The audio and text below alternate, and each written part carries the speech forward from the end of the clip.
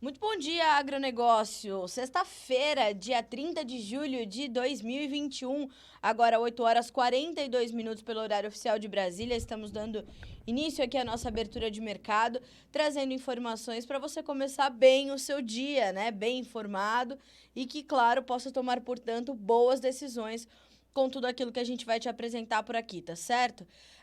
Dois recados para a gente começar, como sempre, antes da gente dar início aí às nossas informações. Não se esqueçam que o Bom Dia Agronegócio tem o apoio da Cochupé, a maior cooperativa de café do mundo, @cooperativa Cochupé, para você seguir no Instagram, ficar por dentro de tudo que acontece, portanto, na cafeicultura brasileira e mundial, e é um momento importantíssimo da cafeicultura, precisa manter ali o foco sobre essa cultura, né? As questões climáticas todas pegando muito ali para, nesse momento, o café aqui no Brasil, além de outras culturas também, obviamente. E também Letícia Guimarães conosco, da redação do Notícias Agrícolas, nos acompanhando, filtrando ali todas as perguntas para que aquilo que eu não possa responder neste momento eu consiga responder para vocês ao longo do dia, tá certo? E não se esqueça que estamos também no YouTube, certo? Estamos ali também com o nosso chat aberto no YouTube, então se você estiver por lá, mande as suas perguntas, suas críticas, suas sugestões também pelo YouTube. Nosso canal está aberto para a gente trazer uma conversa boa aí para essa sexta-feira. E agora um pedido, né? Tivemos aí mais uma madrugada de muito frio, talvez a madrugada mais fria do ano. Então, mande os seus relatos. Se você sofreu novamente com as geadas, se o seu município sofreu com as geadas, o importante é só me mandar cidade e estado para que a gente possa, então, trazer esse panorama aqui do relato de vocês, né? Vocês nos dizendo aí o que aconteceu. Obviamente que a gente já está em cima de todos os especialistas, produtores, fazendo toda a nossa agenda em cima dessa madrugada gelada de sexta-feira, para entendermos, portanto, quais foram os impactos ainda dessas adversidades climáticas que continuamos a registrar aqui nas principais áreas de produção do Brasil. Já era sabido que isso ia acontecer, né? Toda a região centro-sul do Brasil com essa condição, então a gente está de olho.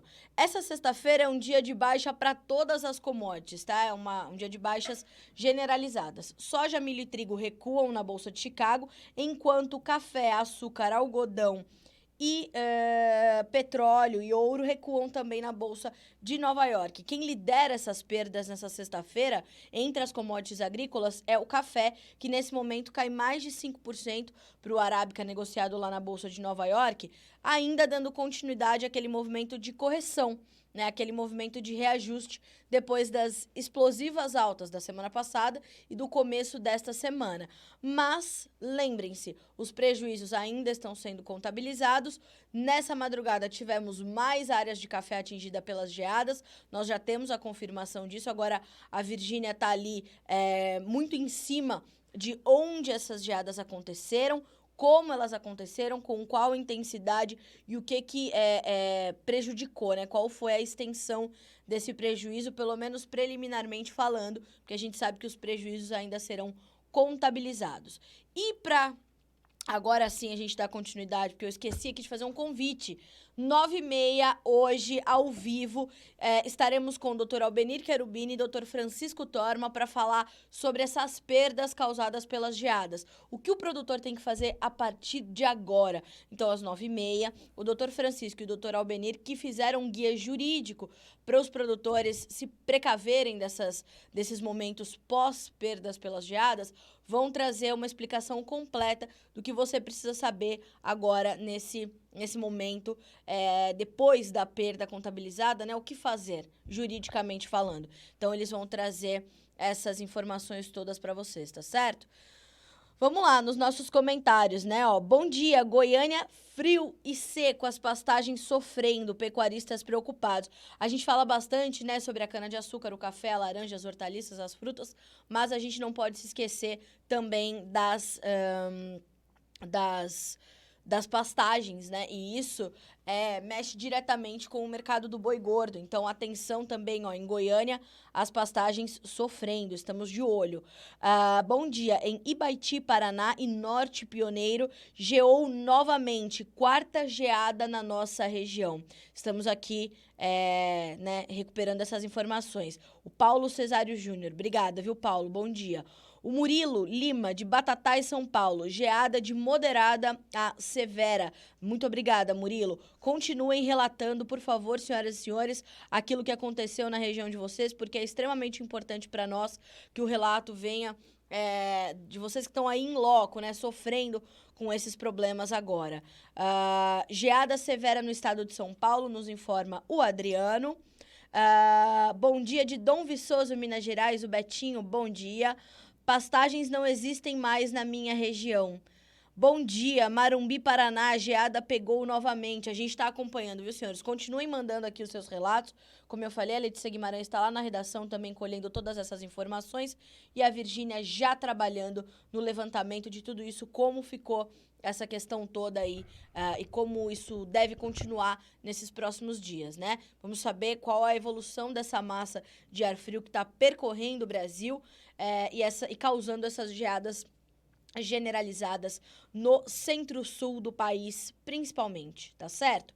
Bom, fizemos a nossa rodada pelos preços, falamos um pouquinho do clima, vamos falar então da Bolsa de Chicago, a soja que cai agora 12 pontos nos principais contratos. O agosto é a exceção, o agosto é o mercado disponível, né, ou spot, como a gente costuma falar, e tem uma baixa agora de 6 pontos mais 25. Os demais contratos cedem mais de 10 pontos, como eu falei.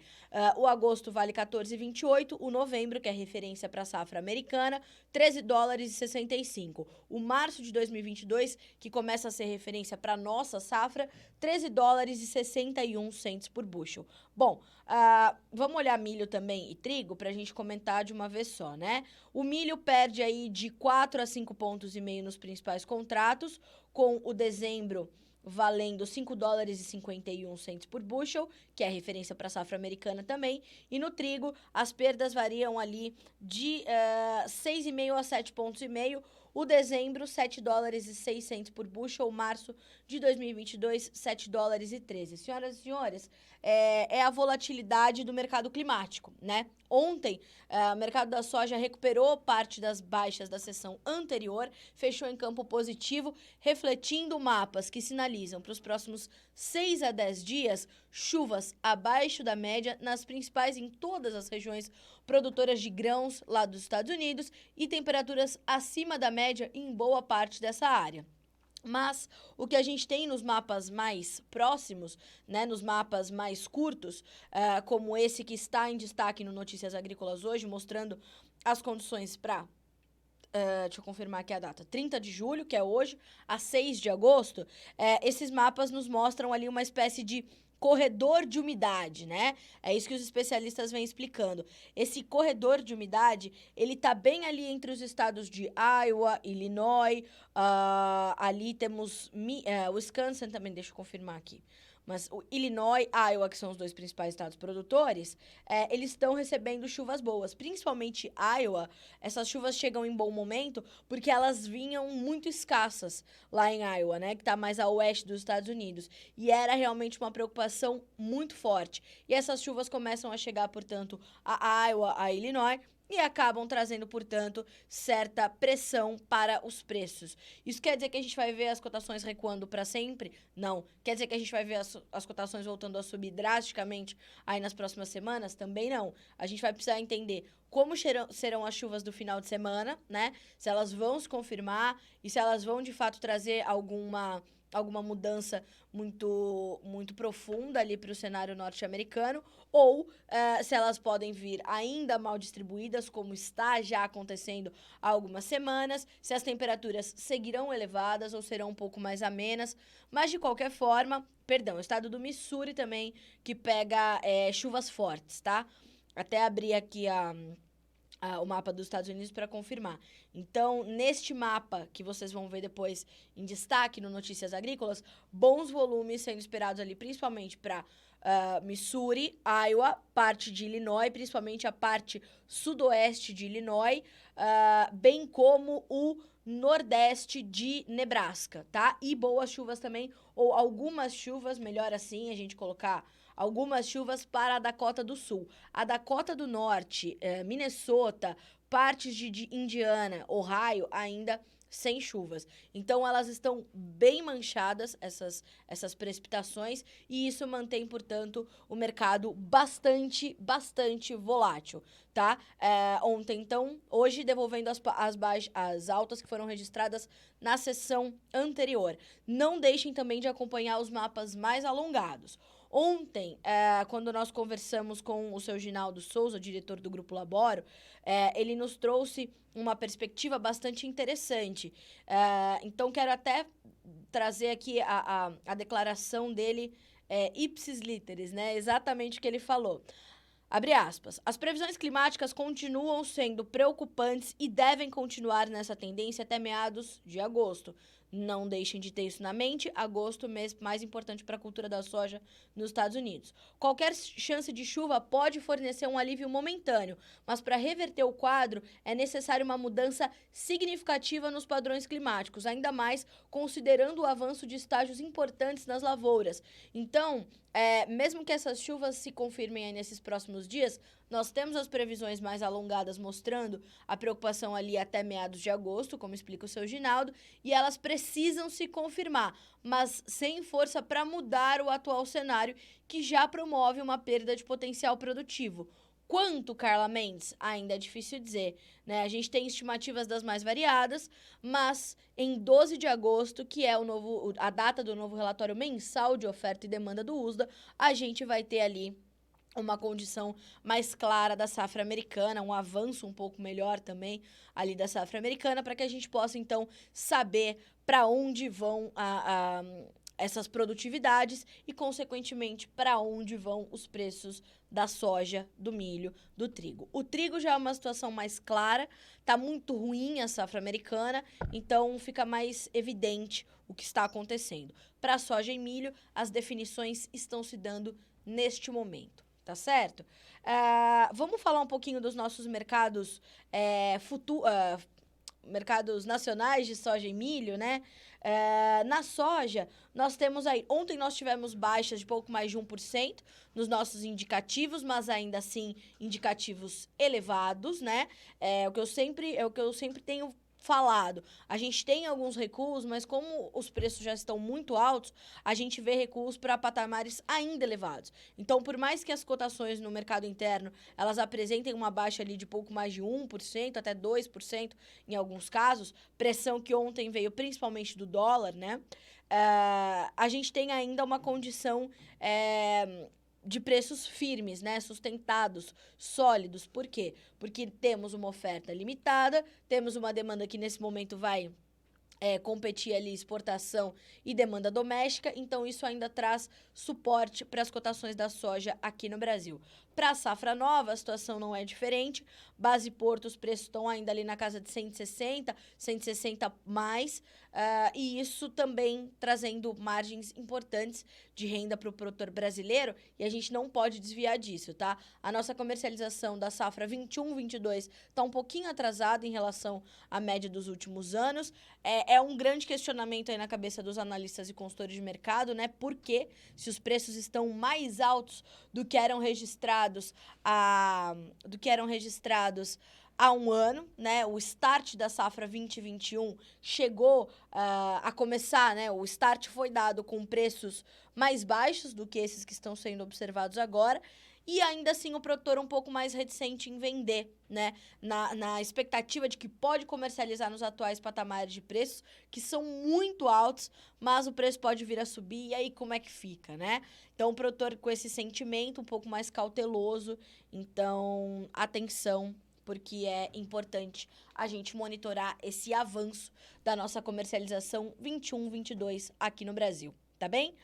Bom, passando para o mercado de milho, Inclusive, Guilherme Dorigatti me pontuou aqui alguns destaques que eu vou dividir com vocês. Bom, nessa semana foi ponto de muita atenção e muita polêmica a questão da importação de milho pelo Brasil. Senhoras e senhores, ela está acontecendo, né? É uma realidade. A gente não quer aqui criar um cenário e nem é nosso objetivo, né? Como fomos acusados nas redes sociais de manipular o mercado ou querer promover uma baixa nos preços. Pelo amor de Deus, este site, que existe há quase 25 anos, ele tem o objetivo de fortalecer duas situações, né? Fazer com que você seja porta-voz de si mesmo, das suas próprias decisões, mais do que isso, de te dar informação responsável, bem apurada, né? Inclusive, vou até aproveitar um momento aqui para esclarecer uma situação. Alguns comentários ali na matéria sobre a importação de milho falavam que nós somos da JBS. Quero deixar bastante claro aqui que este é um site independente, de propriedade da família Olive. Não temos nada com a JBS, tá? Nada contra a JBS, mas não somos propriedades. Ao contrário de outros canais de comunicação, pode haver essa confusão, mas nós não somos de propriedade da JBS, tá certo? É importante a gente deixar isso aqui registrado, ok? Seguindo com essa informação, a importação de milho está acontecendo. Para alguns estados, para algumas empresas, para algumas realidades, a importação é competitiva, é interessante e ela está acontecendo. Inclusive, foi destaque essa semana essa importação de milho de 30 navios já contratados pela JBS. Então, a gente está de olho nisso, né? Essa importação de milho ajuda a conter um pouquinho o ímpeto de preço, de avanço dos preços deste produto aqui no Brasil. Ainda assim, nós vimos a B3 começar a semana buscando os R$ 103 por saca, mantém aí esse patamar muito próximo, segue ali ainda na casa de R$ 100 e está muito focada nessa questão da oferta restrita aqui no Brasil, dos problemas que ainda estão sendo contabilizados. O Deral ontem estimou a maior perda da história para a segunda safra de milho no Paraná, 6,1 milhões de toneladas, uma queda de 50% em relação à produção da segunda safra anterior, além da redução de 58% frente às expectativas divulgadas no início da safra, quando era prevista a safrinha paranaense em 14,6 milhões de toneladas. Mais do que isso, ontem o Deral trouxe um alerta de que essas geadas, essas chuvas, ainda poderiam prejudicar o milho paranaense. Então vejam como é uma situação muito grave, a situação da safrinha. Isso a gente está falando só do Paraná, né? A gente não está nem levando isso para outros estados, mas para a situação do Paraná especificamente, tá? Então, atenção a estas informações. Lembrando que safra 21-22 de milho, para o Mato Grosso, pelo menos, vai ser 2,5% mais caro fazer milho o ano que vem, tá? Ou nessa próxima temporada, né? Temos aí um custo estimado pelo IMEA, o Instituto Mato Grossense de Economia Agropecuária, de R$ 2.069,48 por hectare, tá bem? Vamos lá. Não só perde produtividade e potencial por causa do clima o milho, mas perde também o sorgo, tá? O Guilherme levantou essas informações. No noroeste de São Paulo, as produtividades variam entre 20 e 24 sacas por hectare, contra algo entre 50 e 60 sacas da safra anterior, tá? A Federarroz também trouxe informações pra gente, o mercado de arroz, que já a gente vai comentar, tá certo? Então, temos aí um momento de importante condição aí dos preços do milho, preços altos, talvez nem todos os produtores podendo participar efetivamente dessa condição, mas enfim, é um momento importante, tá certo? É momento da gente acompanhar, da gente entender para onde vão essas cotações. Vamos dar uma passadinha aqui nos nossos comentários, que estão chegando mais informações aí sobre o clima. Vamos lá. Bom dia, sul de Minas, geada de novo e forte. Aqui em Três Pontas, Minas Gerais, nos informa o Eric Diniz. Acho que é esse o nome, né? Geada no sul de Minas novamente, o Davi. Bom dia, Campo Largo, Paraná, 2 dias de geada forte, -3 graus. Lages, em Santa Catarina, geada novamente, nos informa a Silvana. Limeira, aqui no interior de São Paulo, 4 graus. Sapezal, Mato Grosso, super safra de milho. Olha aí que boa notícia, né? João Ricardo Stein, Sapezal tem muito milho para vender, muitos estão aguardando o milho subir. A gente tem visto, de fato, esse comportamento do produtor, né, João? O produtor segurando um pouquinho agora as suas vendas, seus novos negócios, para entender para onde vai efetivamente esse mercado e então se posicionar, né? A gente está acompanhando. Temos aí, em Patrocínio, Minas Gerais, a Letícia nos informando, geou muito na semana passada e voltou a gear essa madrugada um pouco. As perdas podem chegar a 70% em alguns casos. Produtores chegam a registrar 100% da lavoura perdida. Ano que vem seria de safra alta. Essa geada também afetou a safrinha, vai afetar muito a cidade, pois o café é a base da economia de Patrocínio. Não se esqueçam que Patrocínio é o maior município produtor de café deste país e realmente tem perdas aí muito, muito agressivas, tá? Estamos de olho nessas informações, tá certo? Nossa, tá, meu ouvido está zunindo nesta sexta-feira. Bom, deixa eu levantar aqui também, já que começamos a falar dessas questões aí do café, vamos passar pro café? Antes vamos dar uma olhadinha ali nos preços, vamos passar aqui pra tela das cotações, vamos checar a variação hoje, e a gente já tem algumas informações que chegam também da Virgínia sobre o que aconteceu na madrugada dessa sexta-feira, informações que ela já apurou ali junto de especialistas, produtores, lideranças da cafeicultura.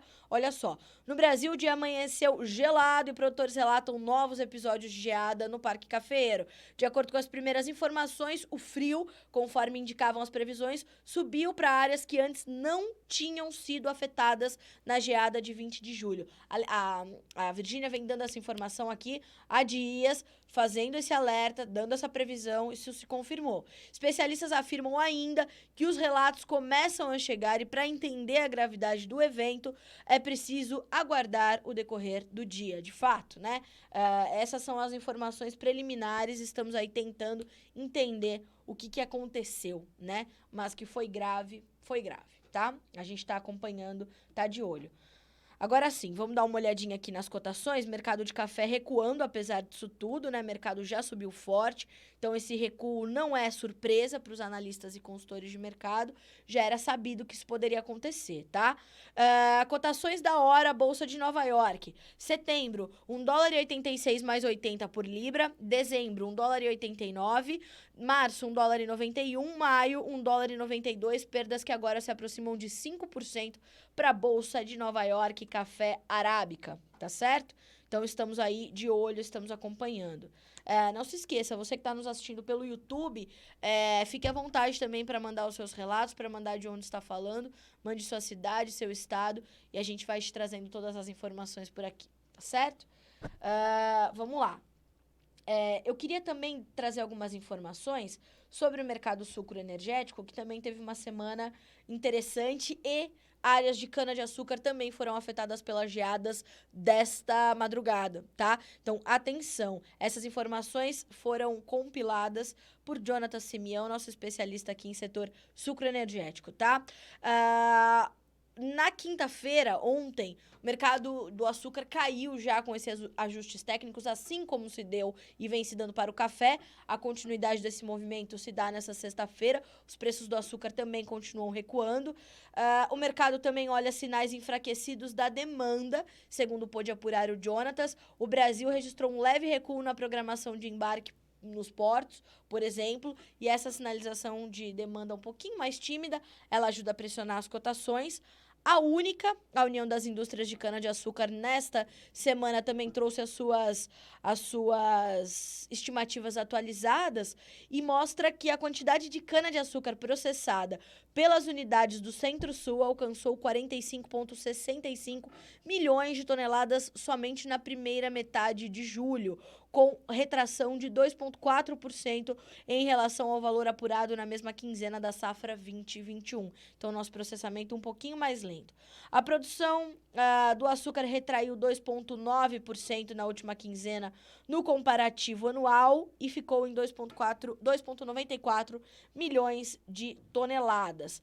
Também sobre o etanol, né? O volume fabricado de etanol alcançou 2,16 bilhões de litros na primeira quinzena, 1,2% a mais do que no mesmo período do ano passado. No Brasil, o açúcar cristal voltou a superar os R$ 117 por saca, sinalizando aí bom momento também para a formação dos preços no nosso mercado interno, tá bem? Então, atenção a essas informações. Bom, quando a gente olha também para o mercado falamos de café, de grãos, falamos de café, falamos de açúcar e etanol, vamos dar uma olhadinha no mercado do boi gordo também, informações importantes. As pessoas sempre me perguntam, como eu falei, a gente tem toda essa questão aí, obviamente, né, das pastagens, então isso também traz preocupação, né? As geadas também estão castigando as pastagens e, consequentemente, os animais vão sentir também. Informações da Scott Consultoria.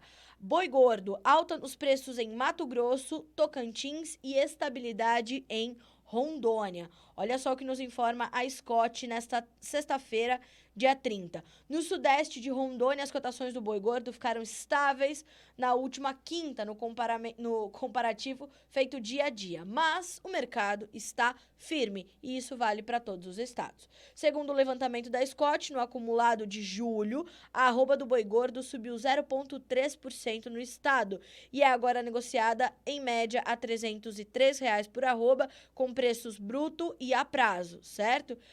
Então, bom momento para o mercado pecuário em Rondônia. No Mato Grosso, referência para a pecuária nacional. Na região sudeste, a boa procura e a oferta escassa de boiadas para abate forçaram os compradores a abrirem o dia, ofertando até R$ 2,00 a mais pelo boi gordo, negociado também em média a R$ 303 por arroba. Os preços da vaca e novilha gordas permaneceram estáveis, tá? No norte do Tocantins, com a oferta enxuta, os compradores ofertaram R$ 1,00 a mais por arroba nessa última quinta-feira. Boi, vaca e novilha negociados a R$ 294, 288 e 289 reais por arroba, tá? Então, temos aí mercado firme para o boi gordo em todo o Brasil. Obviamente que cada estado refletindo um pouco mais da sua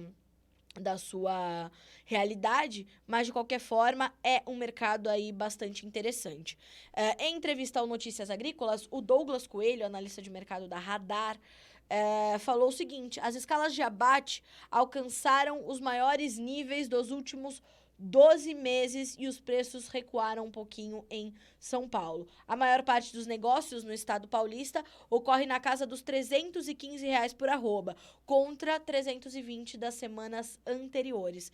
Essa entrevista já está disponível, caso você queira ouvi-la, vê-la, e já, a partir das 11h30, a gente tem uma nova entrevista para atualizar as informações do boi gordo nessa sexta-feira, 30 de julho, tá certo?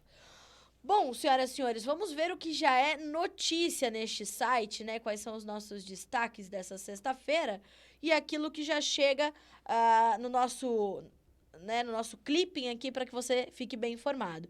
Brasil deve ser destaque mundial no uso de bioinsumos nos próximos anos, mais um sinal da nossa sustentabilidade, né? Isso é realmente muito bom. Olha só, CMN, que é o Conselho Monetário Nacional, eleva limites de classificação de produtores rurais. Vamos abrir essa notícia aqui que é importante. Vamos dar uma olhadinha mais a fundo nesta informação. Enquanto ela carrega aqui, vamos checar as nossas outras manchetes. México aperta fiscalizações em portos e aeroportos em meio à peste suína africana na região. Inclusive, Letícia Guimarães está em cima dessas notícias de peste suína africana, a possibilidade disso chegar ao Brasil. Enfim, estamos acompanhando. Olha só. Temos também abertura já dos mercados de soja, café e açúcar. O mercado acionário chinês, ações de Hong Kong e China retomam queda por temores regulatórios e salto da Covid. Não se esqueçam, a pandemia continua em andamento, as novas variantes, né, elas estão preocupando, elas estão causando preocupação e problemas. Então, isso é um outro fator que não saiu do radar dos mercados, mas de forma um pouco mais contida, né? Vamos lá. O pessoal continua aqui comentando sobre as geadas, né? Itapeva, sudoeste de São Paulo, bem frio. A Beatriz, geada aqui no sul de Minas, muitos pés de café queimados por conta das geadas. O Clarindo Fleck. Olá, bom dia de Tenente Portela, Rio Grande do Sul. Abraços. Bom dia, Clarindo. Abraços pra você também. E o Igor, no YouTube, aqui em Patrocínio tá osso. Meu filho, se aqui em Campinas, interior de São Paulo, tá osso, imagina em Patrocínio, pelo amor de Deus. Eu imagino o frio. Vamos falar dessa notícia do Conselho Monetário Nacional? Olha só, os produtores rurais ganharam incentivo para contraírem crédito com juros mais baixos. O CMN elevou os limites para classificar os produtores de acordo com o tamanho da receita bruta agropecuária anual, a RBA. O limite para enquadrar os pequenos produtores foi elevado de 415 para 500 mil reais por ano. O intervalo para os médios, que estava acima de 415 até 2 milhões, passou para 500 mil a 2,4 milhões de reais.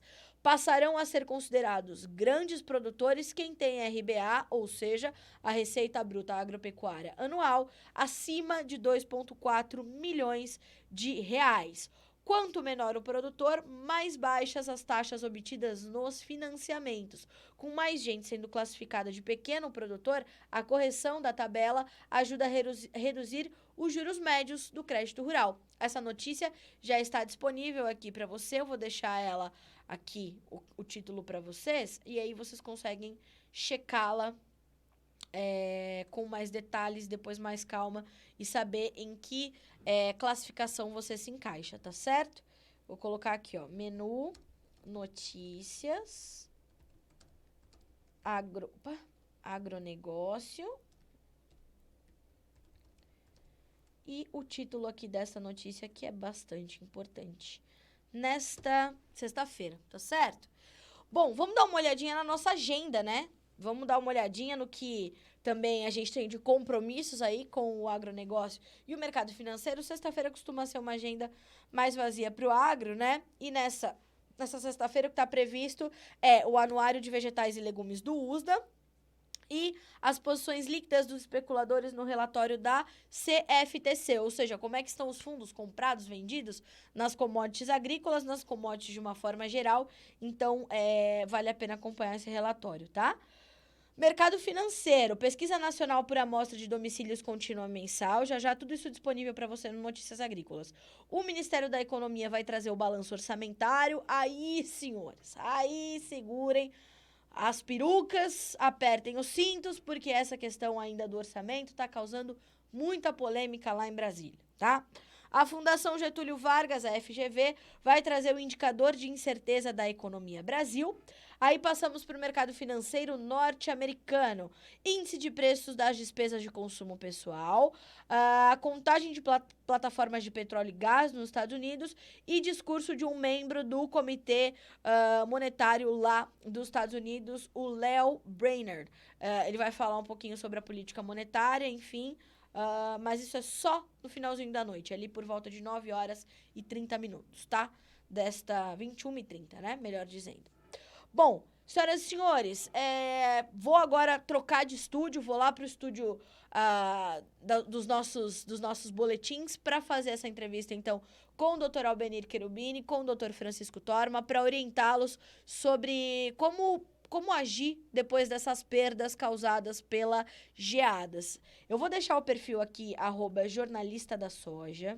Sigam este perfil, porque a gente aqui abre o mercado e lá a gente fecha, tá? Neste perfil, sigam este perfil. E ali nos stories desse perfil, tem uma caixinha de perguntas. Caso você queira mandar sua dúvida sobre o que fazer agora depois da geada, principalmente vocês cafeicultores que perderam muito, se quiserem mandar, portanto, as suas perguntas para o Dr. Albenir, para o Dr. Francisco Torma, fiquem à vontade. Eu vou estar lá com o meu celular acompanhando isso tudo, então mandem as suas perguntas, a caixinha ainda está lá aberta para que vocês tirem as suas dúvidas e eles vão responder, portanto, ao vivo para vocês agora a partir das 9h30, ao vivo, vou deixar aqui nos comentários, tá? Ao vivo no Notícias Agrícolas. Certo? Então, fiquem à vontade, a gente tá aí abrindo esse canal justamente para orientá-los, né? O Dr. Francisco e o Dr. Albenir fizeram um guia jurídico para orientar os produtores de todas as culturas, então vale a pena acompanhar essa entrevista agora das 9h30, tá certo? Eu vou encerrar o nosso Bom Dia Agronegócio por aqui nessa sexta-feira, desejando que você tenha uma excelente conclusão de dia, um excelente final de semana. Sei que para nós que somos do agronegócio, o trabalho nunca para, nem no final de semana. Mas, de qualquer forma, desejo que você possa descansar um pouquinho, aliviar a cabeça, esvaziar um pouquinho a cabeça. Segunda-feira tem mais, senhoras e senhores, mais notícias. Enquanto isso, obviamente, a gente também está a todo vapor no Notícias Agrícolas, te trazendo informações nesse momento. Geadas já prejudicam o trigo no Paraná. Essa entrevista já vai começar já. Guilherme Dorigatti lá na bancada para trazer essas informações. Então, não deixe de acompanhar aqui o noticiasagricolas.com.br na nossa programação ao vivo e as notícias que vão chegando ao longo do dia para que você seja sempre o produtor e a produtora rurais mais bem informados deste Brasil, tá certo? Obrigada pela companhia durante a semana. É um prazer dividir as minhas manhãs com vocês e a gente se vê na segunda-feira, tá certo? Até mais!